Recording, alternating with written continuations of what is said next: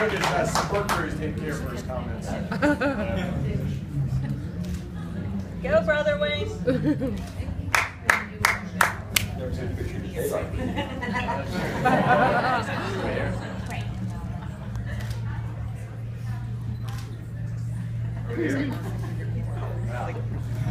Do we make some over in France?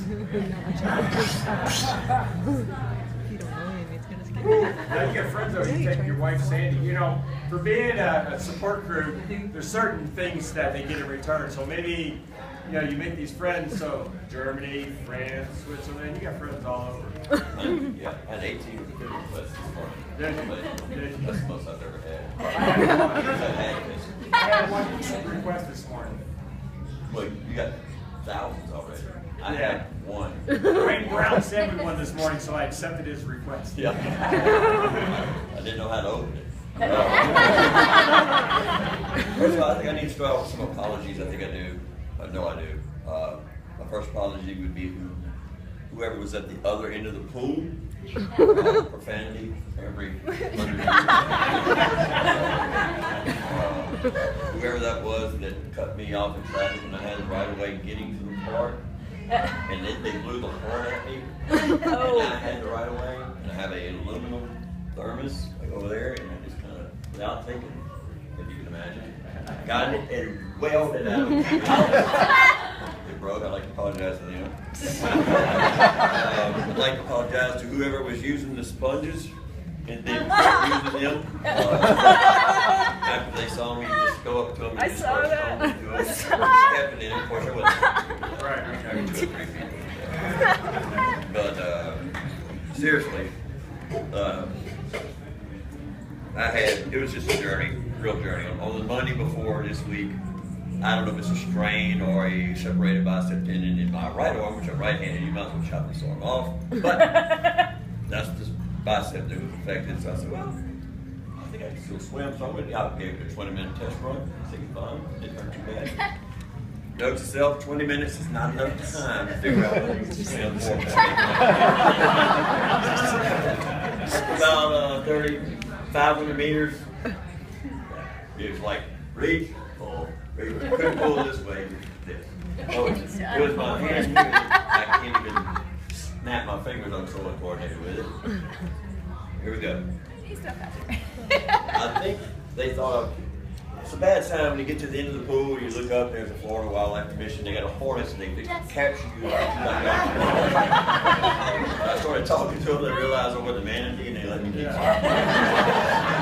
But I knew going in that that was going to be slow, so I was first going to go for the win, but after I heard my arm, I said, no, I'm just going to try to finish. I wasn't going to go for the win. David's laughing over there. Yeah. As he should.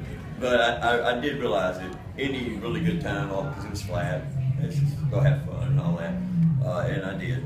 And then the bike thing really did happen. So I know I'm behind, you know, I know it's going to be a long, long day.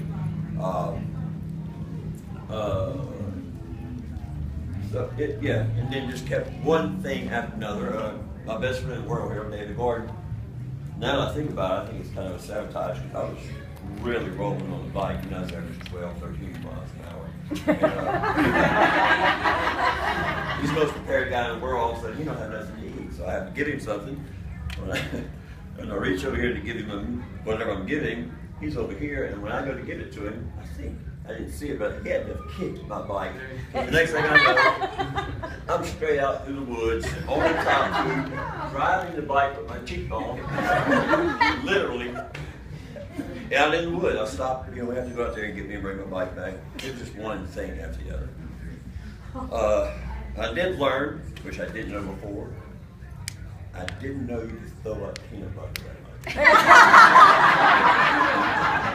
I didn't know that. To me, that seemed like it'd be really. I know who to put you in contact with. If you want to get that down, but it obviously can be. Go look at my bike.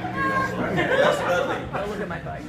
I can't blame anyone, but that has to slow you down some.